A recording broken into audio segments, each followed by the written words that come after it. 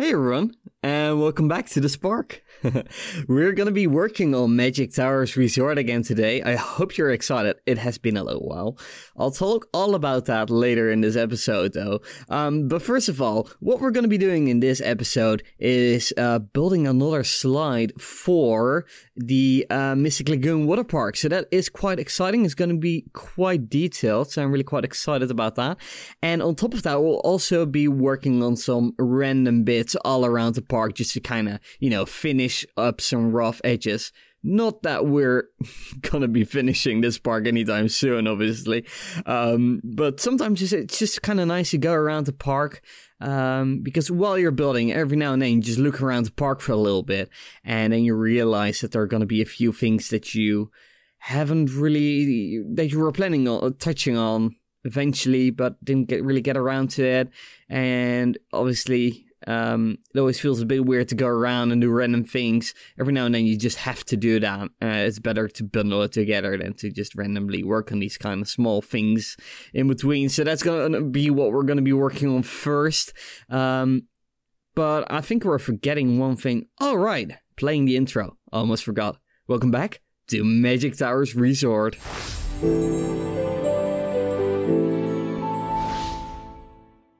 There we go. That's better. That's a good start again.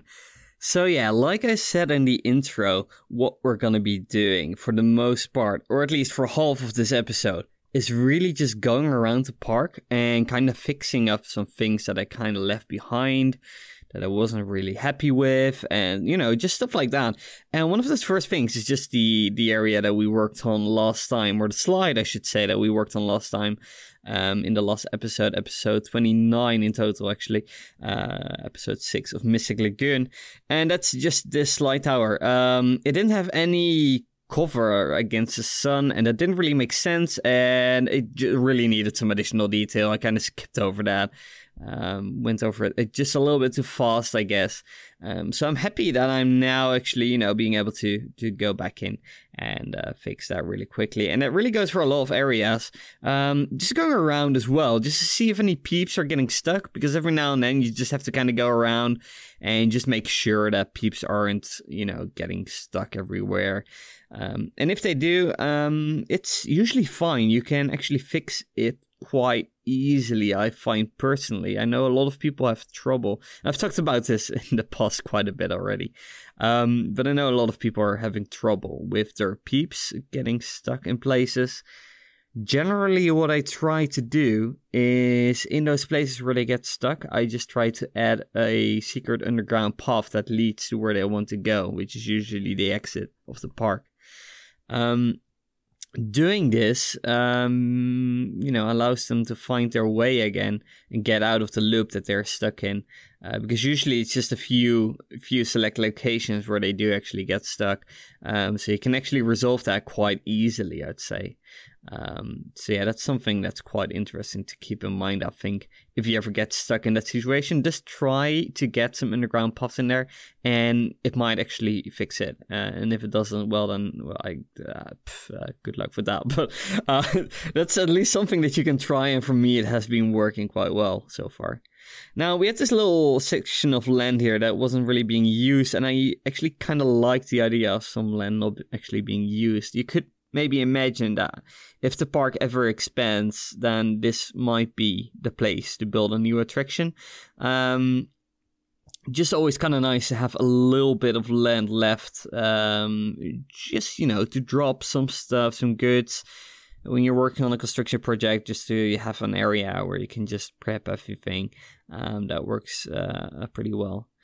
Now, what you just saw me use there, you might have already spotted it a few times so far in this video, is I was actually using a plugin that I'm working on right now. I started working on this plugin a little while ago already. But basically it's a plugin that allows you to select an area and it generates trees for you. Now, that sounds a lot like some other plugins that basically plop down some random trees in an area. That's not quite what this plugin does, though. This plugin is actually a little smarter and actually tries to make it look nice as well for you, which I think is actually really, really nice to have. I I've been using it a lot already. I just need to finish a few things up just to make it a little more versatile. But apart from that, it's already working really quite well. And hopefully I can get that released soon so you guys can actually check it out as well. So if you're having trouble with your vegetation, you can just select an area, click the button, and then have some trees just like that. So that's going to be really quite nice, I think. Basically, you get some pre-selections of types of vegetation that you might want. Like evergreens or deciduous, that sort of stuff. Mediterranean, just a few of the ones that are pre-programmed, but you can add your own as well. Now, let me really quickly talk about the elephant in the room. Basically, my last episode has been a little while ago.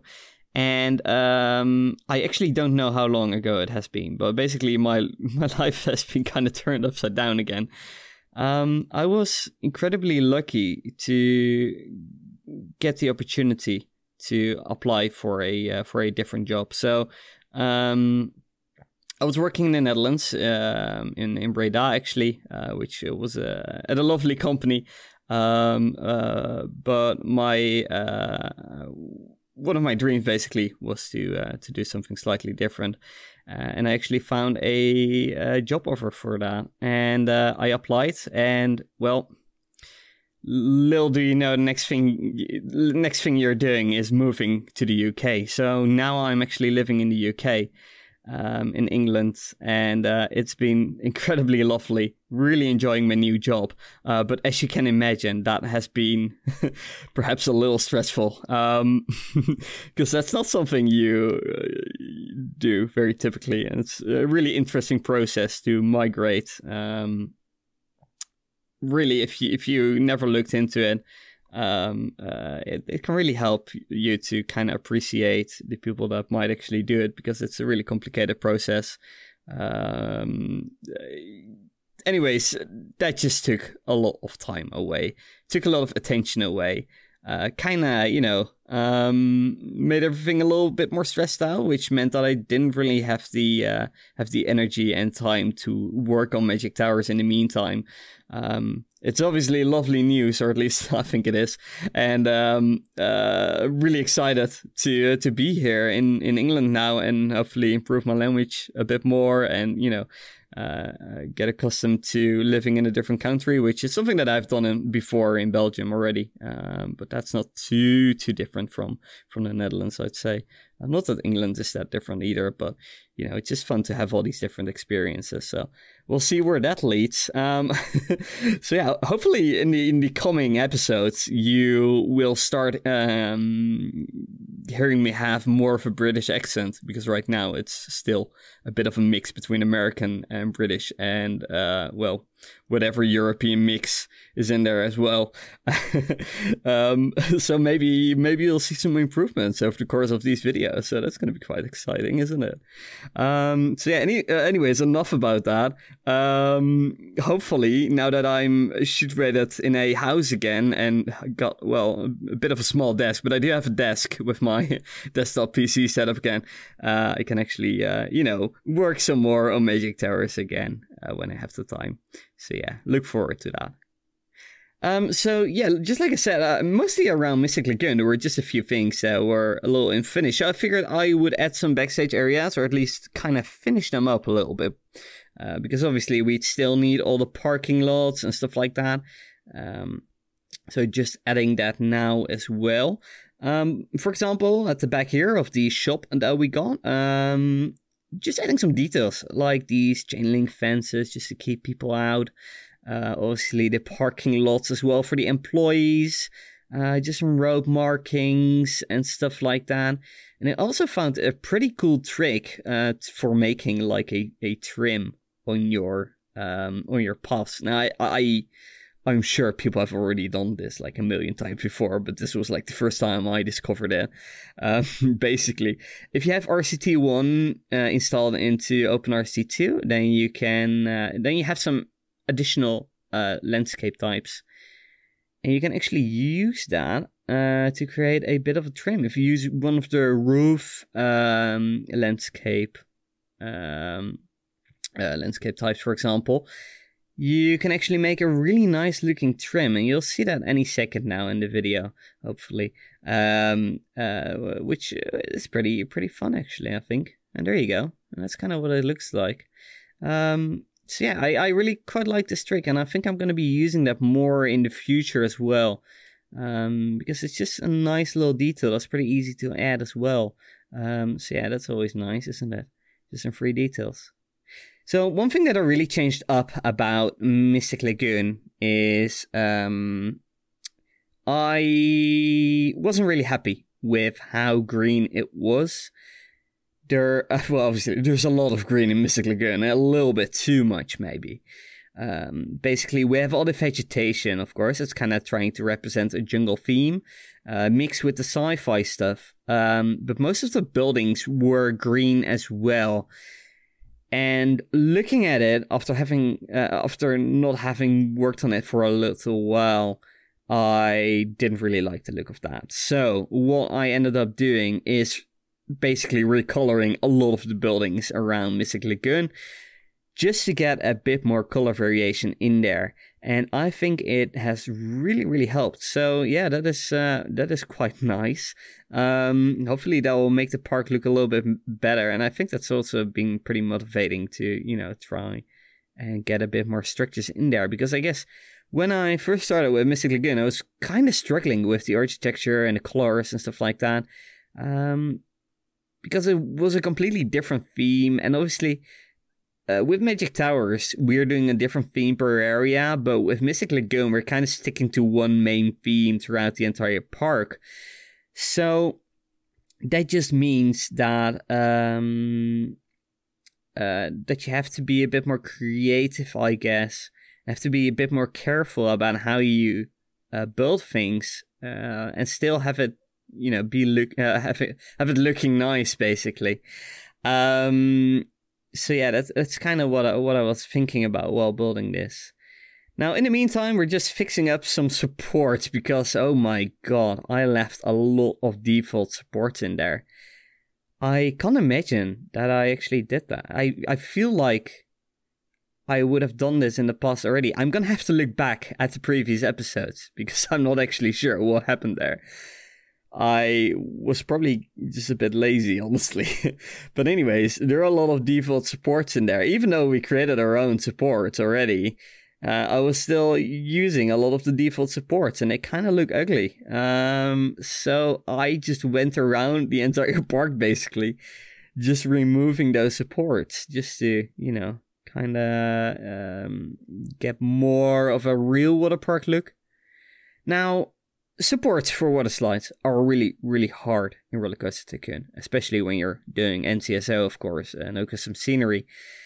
It just makes it a little bit more challenging to get them to look right. Now, the main issue is that when you're doing a turn, for example, 2 small turns to the right, or 3 of them, then what you'd usually do in real life is put a pillar right in the middle of it with some beam sticking out to support those pieces.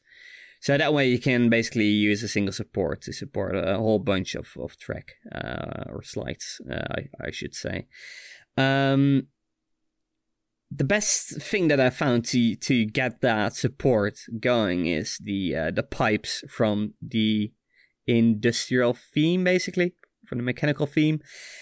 But that's not really centered on the corner of a tile, which is kind of what you need to get it in the corner. So it really only works from one angle, so you have to be a little bit careful about how you do that. The other option is using the posts from just one of the building blocks, the posts, basically. If you put 4 of them, you get a slightly bigger beam, but I don't really think it's large enough for a water slide support.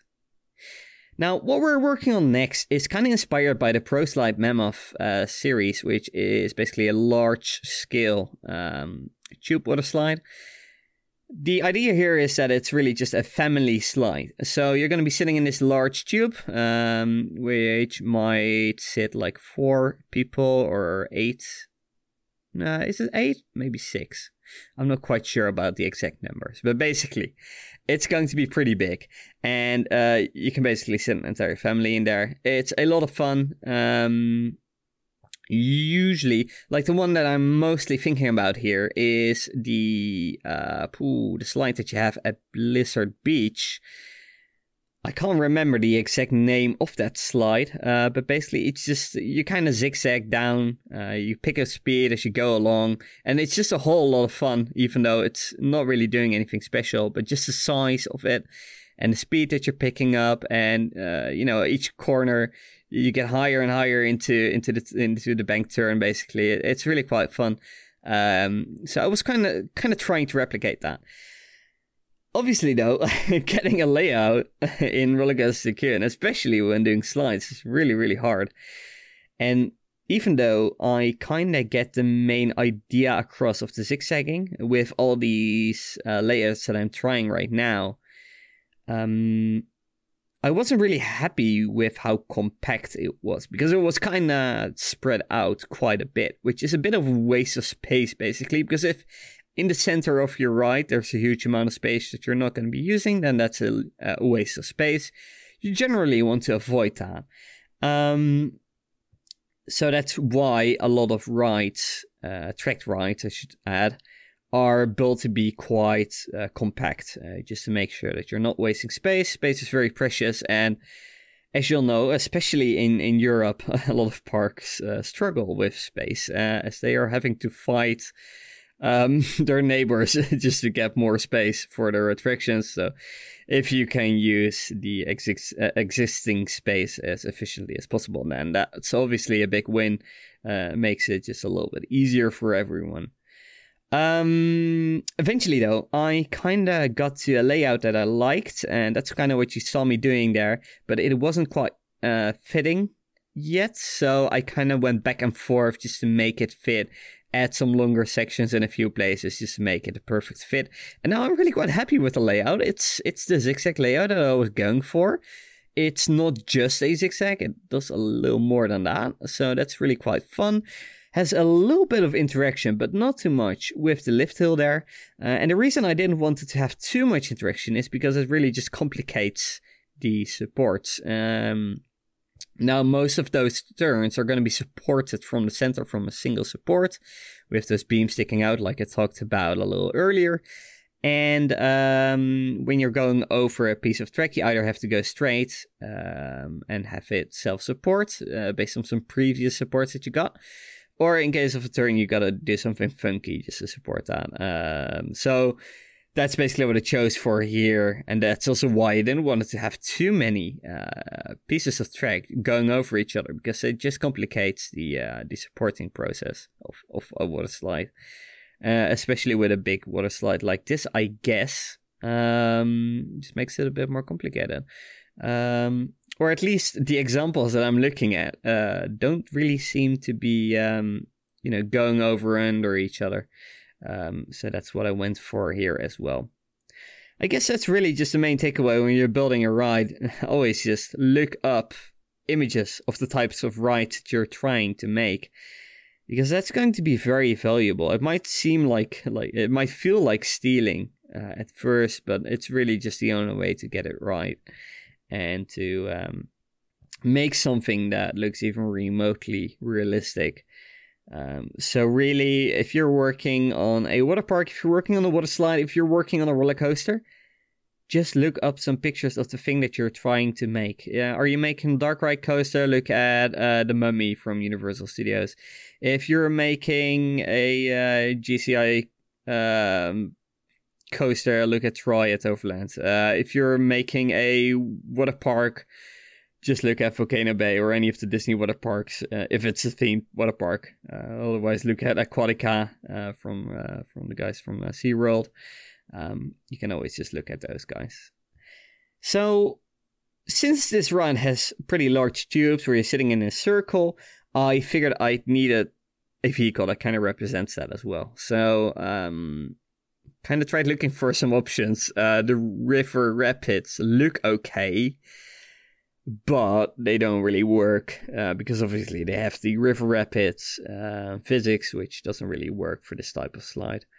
So instead, I opted for a roller coaster vehicle, and that is the Virginia Reel. I just happened to see someone else use it a few days ago on the DKMP, the Dirklink server. So just taking some inspiration from that, obviously. I mean, that's fine. You can always do that as well. Obviously, though, like generally, if you are interested in no custom scenery building in Rollercoaster Tycoon 2, then the Dirklink Discord server has a lot of resources, and they are quite active about sharing cool tricks that people have implemented into their parks, and they've got a lot of competitions that really spark the creativity of some people that are really good at some of the more technical and creative building with no custom scenery. So you can really look at those examples if you need something, or if you just need some inspiration, and just plugging Dirklink's Discord server here, I guess. Might as well plug my own as well. We got a Discord server. It's not the most active Discord server, but it's a very niche Discord server. So if you like dark rides, if you like themed areas, if you like all that sort of stuff, basically the type of stuff that I like, then do come and join it, because we like to share stuff that we see around us and talk about nerdy stuff.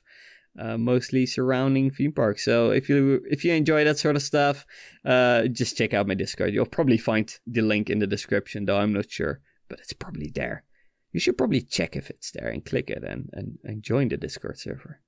Nah, just kidding. You don't have to. Like I said, it's not the most active place, but if you're into the very niche that it caters to, then you're probably gonna have a good time. So if that's the case, then definitely do check it out. I can't imagine that I actually got enough footage for like almost a 25-minute video. That's so crazy. Oh man, feels good to be back again though. Yeah, I've really missed doing just the voiceover and the building and all that sort of stuff, you know. It's really making these episodes is a pretty long process because obviously you're building for quite a lot of hours. These time lapses are sped up by 800%, by the way. So that means that if we are looking at...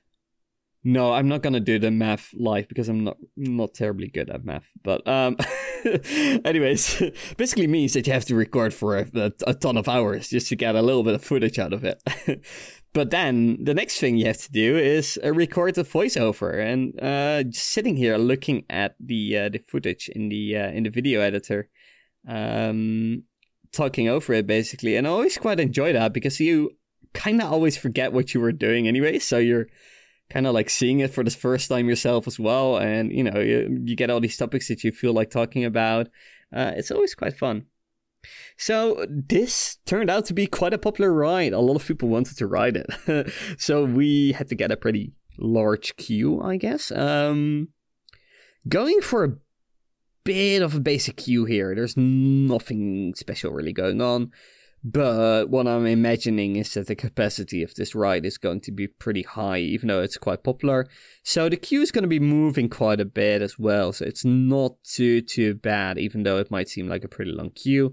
That's not very themed or anything, or doesn't have any you know, doesn't really wrap around some theming elements and stuff like that. Yeah, that's just, it just works, I guess. Anyways, that's about it for today. I hope you guys enjoyed seeing some Magic Towers Resort again. I sure did. And hopefully we'll be back very, very soon with some more Magic Towers Resort and Mystic Lagoon. Thank you guys so much for watching, and I hope to see you guys in the next one. Goodbye.